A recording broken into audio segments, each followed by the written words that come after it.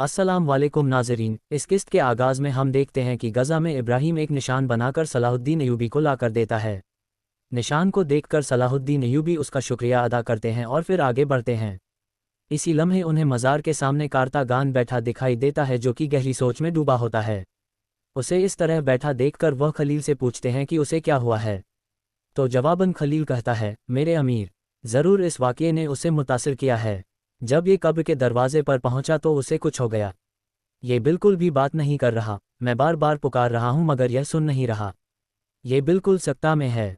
ये सुनकर सलाहुद्दीन अय्यूबी उसकी जांच करने ही लगते हैं कि अचानक बालिन वहां आ जाता है और सलाहुद्दीन अय्यूबी के करीब आता है। बालिन को यूं आता देखकर सलाहुद्दीन अय्यूबी भी चौंक जाते हैं।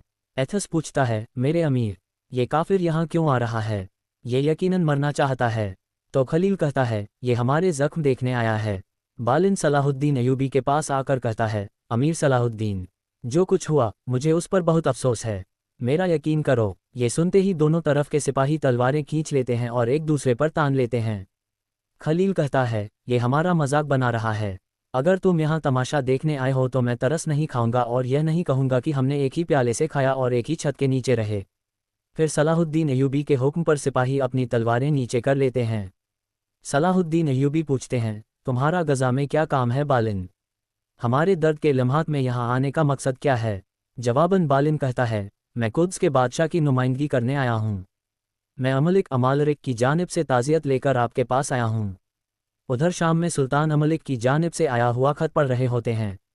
खत में लिखा होता है, सुल्तान नूरुद्दीन, मैं चाहता हूं कि आप जान लें कि मेरे नज़दीक आपके मुक़द्दसात पर हमला करना एक दर्दनाक वाक़या है जिसके बारे में मुझे यकीन है कि यह जानबूझकर किया गया है। ये हमारे दरमियान जंगबंदी की खिलाफ वर्जी का बाइस नहीं बनेगा। मैं आपको पुरसुकून रहने की दावत देता हूं जब तक यह मामला हल नहीं हो जाता। मैंने जो कुछ लिखा है उसके बावजूद अगर आप इस सब का इल्ज़ाम हम पर लगाते हैं और हमारे खिलाफ फौजी भेजते हैं तो जान लें कि मैं तैयार हूं और किसी भी रवैये का जवाब दूंगा।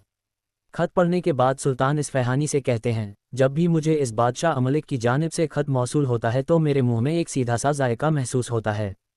तो इस्फ़हानी पूछते हैं, मेरे सुल्तान, उसने क्या लिखा है? तो सुल्तान उसे खत के बारे में बताते हैं और फिर कहते हैं, तुम ज़रा इंतज़ार करो इमाम, तुम शुरू तो करो, हम सब तैयार हैं।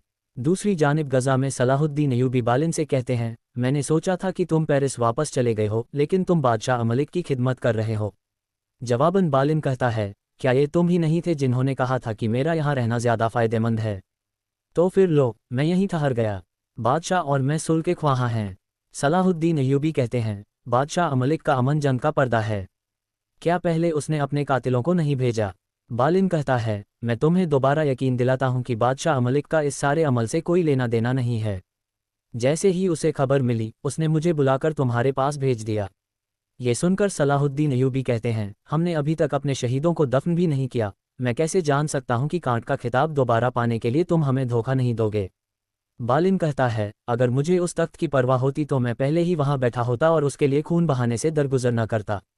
मेरा यकीन करो, मुझे इस जुर्म के मुरतकिब अफराद की तलाश करने की इजाज़त दो। दूसरी जानिब कुद्स में लौट गए शदीद गुस्से के साथ शार्ट लियोन के कमरे में आता है और पूछता है, तुम कहाँ थे? और नाज़रीन, इसके साथ ही किस्त ख़त्म करते हैं। मिलते हैं बहुत जल्द अगली किस्त के साथ। वीडियो को लाइक कर दें और जिन दोस्तों ने अभी तक चैनल सब्सक्राइब नहीं किया वह जल्दी से सब्सक्राइब कर दें और बेल आइकॉन को भी दबा दें ताकि आने वाली किस्तें आपको बआसानी मिल सकें। दुआओं में याद रखें। अल्लाह हाफ़िज़।